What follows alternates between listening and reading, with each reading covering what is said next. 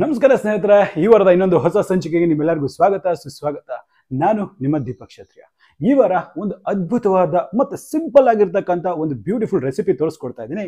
ಅದು ಯಾವುದು ಅಂತ ಹೇಳಿದ್ರೆ ಅದುವೇ ನಮ್ಮ ಉತ್ತರ ಕರ್ನಾಟಕ ಶೈಲಿಯ ಫೇಮಸ್ ಆಗಿರ್ತಕ್ಕಂಥ ರೆಸಿಪಿ ಜುಣಕ.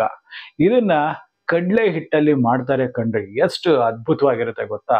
ಖಾರ ಖಾರ, ಬೆಳ್ಳುಳ್ಳಿ ಫ್ಲೇವರು, ಆಹಾ, ಮೆಣಸಿನ್ಕಾಯ್ದೊಂದು ಖಾರ, ಸ್ವಲ್ಪ ತುಪ್ಪ ಹಾಕೊಂಡು ರೊಟ್ಟಿ ಜೊತೆ ನೀವು ತಿಂತಾ ಇದ್ರೆ ಇರುತ್ತಲ್ಲ, ಆಕಾಶಕ್ಕೆ ಮೂರೇ ಗೇಡು ಅನ್ನಂಗಿರುತ್ತೆ. ಅಷ್ಟು ಅದ್ಭುತವಾಗಿರುತ್ತೆ. ಹಾಗಾದ್ರೆ ಈ ಸಿಂಪಲ್ ರೆಸಿಪಿನ ಈಸಿಯಾಗಿ ಹೇಗೆ ಮಾಡ್ಬೇಕು ಅನ್ನೋದನ್ನ ಪ್ರತಿಯೊಂದು ಸ್ಟೆಪ್ ಬೈ ಸ್ಟೆಪ್ ನಾನು ಹೇಳ್ಕೊಡ್ತಾ ಇದ್ದೀನಿ. ಹಾಗಾದ್ರೆ ಮತ್ತಿನ್ಯಾವುದೇ ತಡ ಇಲ್ದಿರ ನಡೀರಿ ಒಂದು ಅದ್ಭುತವಾದ ರೆಸಿಪಿ ಯಾವ ರೀತಿ ಮಾಡ್ಬೇಕು ಅನ್ನೋದನ್ನ ನೋಡುವ.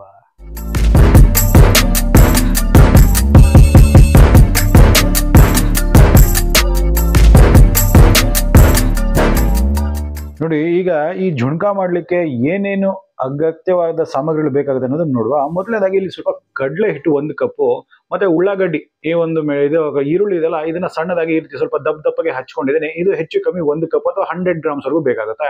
ಸಣ್ಣಗೆ ಹಚ್ಚಿರ್ತಕ್ಕಂಥ ಕೊತ್ತಂಬರಿ, ಅರಿಶಿನ, ಸಾಸಿವೆ, ಜೀರಿಗೆ, ಮತ್ತೆ ರುಚಿಗೆ ತಕ್ಕಷ್ಟು ದಪ್ಪ ಉಪ್ಪು, ಮತ್ತೆ ತುಂಬಾ ಇಂಪಾರ್ಟೆಂಟು ಕಾಯಿ ಇರುತ್ತಲ್ಲ, ಕಾಯಿ ತುರಿ ಬೇಕಾಗುತ್ತೆ. ಹಾಗೆ ಒಂದು 2 ಎಸಲಷ್ಟು ಕರಿಬೇವಿನ ಸೊಪ್ಪು, ಮತ್ತೆ ನಾಟಿ ಟೊಮೆಟೊ.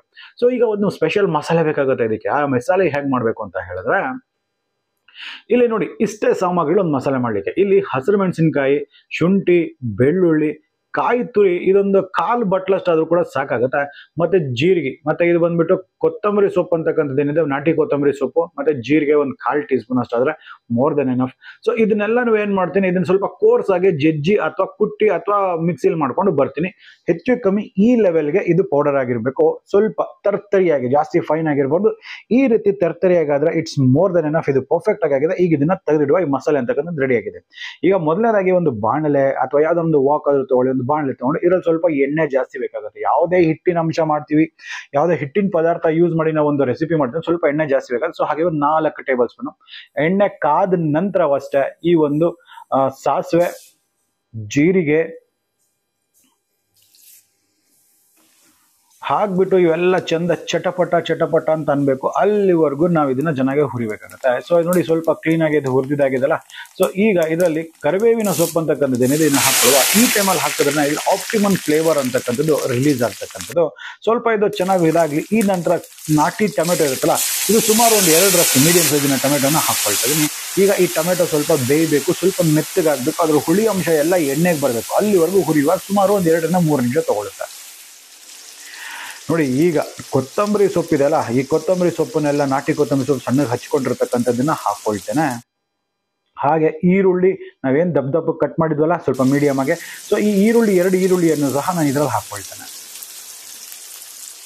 ಈಗ ಇದೆಲ್ಲ ಕುಕ್ ಆಗ್ಲಿಕ್ಕೆ ಈಸಿ ಆಗ್ಲಿ ಅಂದ್ಬಿಟ್ಟು ಉಪ್ಪು, ಅರಿಶಿನ ಇವನ್ನೆಲ್ಲ ಹಾಕಿ ಇವೆಲ್ಲ ಸಾಫ್ಟ್ ಆಗಿ ಕ್ಲೀನ್ ಆಗಿ ಇವೆಲ್ಲ ಹುರಿಬೇಕು. ಸುಮಾರು ಒಂದು 3 ರಿಂದ 4 ನಿಮಿಷ ಆದ್ರೂ ತಗೊಳುತ್ತೆ. ಆನೆ ಹೈ ಫ್ಲೇಮ್. ಅಲ್ಲಿವರೆಗೂ ಇದನ್ನ ನಾವು ಚೆನ್ನಾಗಿ ಕುಕ್ ಮಾಡುವ.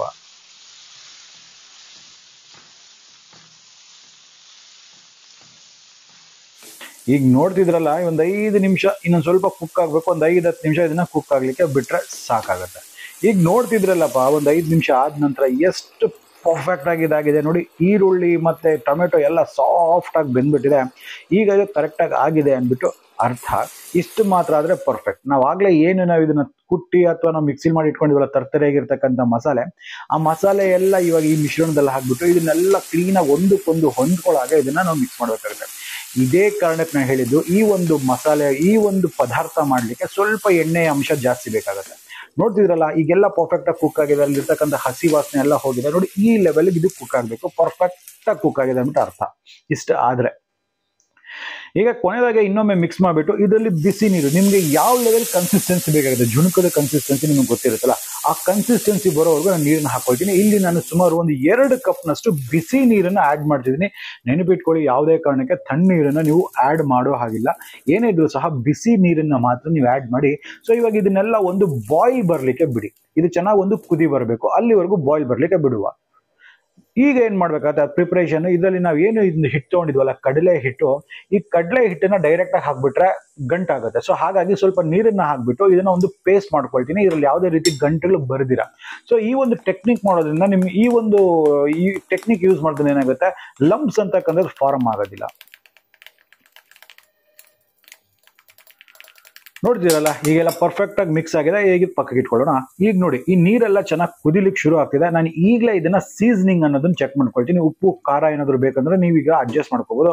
ಇದರಲ್ಲೆಲ್ಲ ಪರ್ಫೆಕ್ಟ್ ಆಗಿದೆ. ಈಗ ಫ್ಲೇಮ್ ಅನ್ನ ಕಂಪ್ಲೀಟ್ ಲೋ ಮಾಡ್ಬಿಟ್ಟು ಈ ಒಂದು ನಾವು ಏನ್ ಮಿಕ್ಸ್ಚರ್ ಮಾಡ್ಕೊಂಡಿವಲ್ಲ, ಈ ಮಿಶ್ರಣ ಐತಲ್ಲ, ಈ ಕಡಲೆ ಹಿಟ್ಟಿದ್ದು, ಅದನ್ನ ಮೆಲ್ಲಗೆ ಹಾಕ್ತಾ ನೀವು ಒಂದು ಕೈಯಲ್ಲಿ ಅದನ್ನ ಮೆಲ್ಲಗೆ ಸೋರ್ತಾ ಬಿಡಿ. ಇದನ್ನ ಕ್ಲೀನ್ ಆಗಿ ಮಿಕ್ಸ್ ಮಾಡ್ತಾರೆ. ಸೊ ಆಗ ಗಂಟು ಅಂತಕ್ಕಂಥದ್ದು ಫಾರ್ಮ್ ಆಗೋದಿಲ್ಲ. ಸೊ ಈಗ this is the most important time. ಈ ವಿಚಾರದಲ್ಲಿ ಫ್ಲೇಮ್ ಅನ್ನ ಸ್ವಲ್ಪ ಲೋ ಮಾಡ್ಕೊಳ್ಳಿ. ಇವಾಗ ಏನ್ ಮಾಡ್ತೀರಾ, ಕೈಯನ್ನ ಈ ತರ ಮುಗಿಸ್ತಾ ಶೇಕ್ ಅಲ್ಲಾಡಿಸ್ತಾ ನೀವು ಇದನ್ನ ಕುಕ್ ಮಾಡ್ಬೇಕಾಗತ್ತೆ. ಸೊ ಇವಾಗ ಹಿಟ್ಟೇನಾಗುತ್ತೆ, ಗಟ್ಟಿ ಆಗ್ಲಿಕ್ಕೆ ಶುರು ಆಗುತ್ತೆ. ಪ್ರತಿಯೊಂದು ಆ ಒಂದು ಇಂಗ್ರೀಡಿಯೆಂಟ್ಸ್ ಜೊತೆ ಇದು ಅಮಾಲ್ಗಮೇಟ್ ಆಗಕ್ಕೆ ಶುರು ಆಗುತ್ತೆ. ಇದಾಗ್ಲಿಕ್ಕೆ ಸುಮಾರು ಒಂದು 3-4 ನಿಮಿಷ ಆದ್ರೂ ಬೇಕು. ಈಗ ನೋಡ್ತಿದ್ರಲ್ಲ, ಒಂದು 3-4 ನಿಮಿಷಗಳ ಕಾಲ ಇದೇ ರೀತಿ ಕುಕ್ ಆಗ್ಲಿಕ್ಕೆ ಬಿಡುವ. ಸೊ ಹಾಗಾಗಿ ನಾನು ಲೋ ಫ್ಲೇಮ್ ಅಲ್ಲಿ ಇದನ್ನ ಲಿಡ್ನ ಕ್ಲೋಸ್ ಮಾಡ್ಬಿಟ್ಟು ಇದನ್ನ 3-4 ನಿಮಿಷದವರೆಗೂ ಬಿಟ್ಬಿಡ್ತೇನೆ. ಈಗ ನೋಡ್ತಿದ್ರಲ್ಲ, ಸುಮಾರು ಒಂದು 3-4 ನಿಮಿಷಗಳ ಕಾಲ ಕರೆಕ್ಟ್ ಆಗಿ ಇದು ಕುಕ್ ಆಗಿದೆ. ಇಷ್ಟೇ ನೋಡಿಪ್ಪ, ಉತ್ತರ ಕರ್ನಾಟಕದ ಫೇಮಸ್ ಝುಣಕ ಅಂತಕ್ಕಂಥದ್ದು ರೆಡಿ. ಆ ಕನ್ಸಿಸ್ಟೆನ್ಸಿ ನೋಡಿ ಎಷ್ಟು ಪರ್ಫೆಕ್ಟ್ ಆಗಿದೆ. ನನಗೆ ಎಸ್ಪೆಷಲಿ ಇದು ಸ್ವಲ್ಪ ನೀರಾಗಿದ್ರೆ, ಈ ಒಂದು ಕನ್ಸಿಸ್ಟೆನ್ಸಿಲಿ ಇದ್ರೆ ನಂಗೆ ಸಖತ್ ಇಷ್ಟ ಆಗುತ್ತೆ. ಯಾಕಂತ ಹೇಳಿದ್ರೆ ತುಪ್ಪದ ಜೊತೆ ಕರೆಕ್ಟ್ ಆಗಿ ಬ್ಲೆಂಡ್ ಆಗುತ್ತೆ, ಮತ್ತೆ ರೊಟ್ಟಿ ಜೊತೆ ಪರ್ಫೆಕ್ಟ್ ಆಗಿ ತಗೋಬಹುದು. ಅಷ್ಟು ಅದ್ಭುತವಾಗಿರುತ್ತೆ. ಕೊನೆಯದಾಗೆ ಸ್ವಲ್ಪ ಕಾಯಿ ತುರಿನ ಮೇಲ್ಗಡೆ, ಹಸಿ ಕಾಯಿ ತುರಿ, ಫ್ರೆಶ್ ಆಗಿರ್ತಕ್ಕಂಥ ತುರಿದಿರ್ತಕ್ಕಂಥ ಕಾಯಿ ತುರಿನ ಹಾಕ್ಬಿಟ್ಟು ಮಿಕ್ಸ್ ಮಾಡ್ಬಿಟ್ಟು ತಿಂತಾ ಇರಿ. ಅದ್ಭುತ. ನೀವು ನೋಡ್ರಿ ಆ ಕನ್ಸಿಸ್ಟೆನ್ಸಿ ನೋಡಿ, ಆ ಒಂದು ಮಜಾ ಹೆಂಗಿರುತ್ತೆ ಗೊತ್ತಾ. ಆ ಒಂದು ಬ್ಯೂಟಿಫುಲ್ ನಟಿ ಫ್ಲೇವರ್ ಜೊತೆಲಿ ಆ ಕಾಯಿ ತುರಿ ಬಾಯಿಗೆ ಸಿಗ್ತಾ ಇದ್ರೆ, ಆ ಒಂದು ಖಾರ ಇರ್ತಕ್ಕಂಥ ಆ ಒಂದು ಗ್ರೇವಿ, ಆ ರೊಟ್ಟಿ, ಆ ತುಪ್ಪ, ಹೇಳಕ್ಕಾಗೋದಿಲ್ಲ, ಅಷ್ಟು ಅದ್ಭುತವಾಗಿರುತ್ತೆ. ಇದೇ ನೋಡಿಪ್ಪ ನಮ್ಮ ಉತ್ತರ ಕರ್ನಾಟಕದ ಸ್ಪೆಷಲ್ ಆಗಿರ್ತಕ್ಕಂಥ ಝುಣಕ ಮಾಡ್ತಕ್ಕಂಥ ವಿಧಾನ. ಎಷ್ಟು ಈಸಿ ಅಲ್ವಾ. ಇದು ಯಾವುದೇ ಕಾರಣಕ್ಕೆ ಹೇಳ್ತೀನಲ್ಲ, ತುಪ್ಪ ಹಾಕೊಂಡು ತಿನ್ನೋದನ್ನಂತೂ ಮಾತ್ರ ಮರಿಬೇಡಿ. ಸ್ವಲ್ಪ ತುಪ್ಪ ಹಾಕೊಳ್ಳಿ, ಮಿಕ್ಸ್ ಮಾಡ್ತಾ ಇರಿ. ಆ ಒಂದು ರೊಟ್ಟಿ ಜೊತೆ ನೀವು ಅನುಭವಿಸ್ತಾ ಇದ್ರೆ ಎಷ್ಟು ಅದ್ಭುತವಾಗಿರುತ್ತೆ ಗೊತ್ತಾ. ನೋಡಿ ಆ ಕಲರ್ ನೋಡಿ, ಆ ಕನ್ಸಿಸ್ಟೆನ್ಸಿ ನೋಡಿ, ಏನ್ ಅದ್ಭುತವಾಗಿ ಬಂದಿದೆ. ಆ ಮಧ್ಯದಲ್ಲಿ ಆ ಒಂದು ಕಾಯಿ ಸಿಗುತ್ತಲ್ಲ ಬಾಯಿಗೆ, ವರ್ಣನಾತೀತ. ನೀವು ಇದನ್ನ ರೊಟ್ಟಿ ಜೊತೆ ಎಂಜಾಯ್ ಮಾಡಿ. ಬರೀ ರೊಟ್ಟಿ ಒಂದಲ್ಲ, ಚಪಾತಿ ಬೇರೆ ಜೊತೆ ಸಹ ನೀವು ಎಂಜಾಯ್ ಮಾಡ್ಬೋದು. ಖಡಕ್ ರೊಟ್ಟಿ, ಮಾಮೂಲು ರೊಟ್ಟಿ, ಅಕ್ಕಿ ರೊಟ್ಟಿ, ಅದ್ಭುತ. ಹಾಗಾದ್ರೆ ನಂಗನ್ಸುತ್ತೆ ನಿಮ್ಗೆ ವಿಡಿಯೋ ಇಷ್ಟ ಆಗಿದೆ ಅಂದ್ಬಿಟ್ಟು, ಇಷ್ಟ ಆಗಿದ್ರೆ ನಮ್ಮ ಚಾನಲ್ನ ಸಬ್ಸ್ಕ್ರೈಬ್ ಮಾಡ್ಕೊಳ್ಳೋದನ್ನ ಮರಿಬೇಡಿ. ಹಾಗೆ ಪಕ್ಕದಲ್ಲಿ ಒಂದು ಬೆಲ್ ಐಕಾನ್ ಇರುತ್ತಲ್ಲ, ಆ ಬೆಲ್ ಐಕಾನ್ ಟಚ್ ಮಾಡಿಬಿಟ್ಟು ನೋಟಿಫಿಕೇಶನ್ಸ್ನ ಆಲ್ ಮಾಡಿ. ಆಗ್ತಾನೆ ನಮ್ಮೆಲ್ಲ ಅಪ್ಡೇಟ್ಸ್ ನಿಮಗೆ ಮೊದಲನೇದಾಗಿ ಸಿಗ್ತಾ ಇರುತ್ತೆ. ಹಾಗಾದ್ರೆ ಮುಂದಿನ ವಾರ ಇನ್ನೊಂದು ಸಂಚಿಕೆಯಲ್ಲಿ ಮತ್ತೆ ಇದೇ ರೀತಿ ಭೇಟಿ ಆಗ್ತಿರ್ತೀನಿ. ಅಲ್ಲಿವರೆಗೂ ನಾನು ನಿಮ್ಮ ದೀಪಕ್ ಕ್ಷತ್ರಿಯ ಸೈನಿಂಗ್ ಆಫ್ ಅಂಡ್ ಜೈ ಹಿಂದ್, ಜೈ ಕರ್ನಾಟಕ, ನಮಸ್ಕಾರ.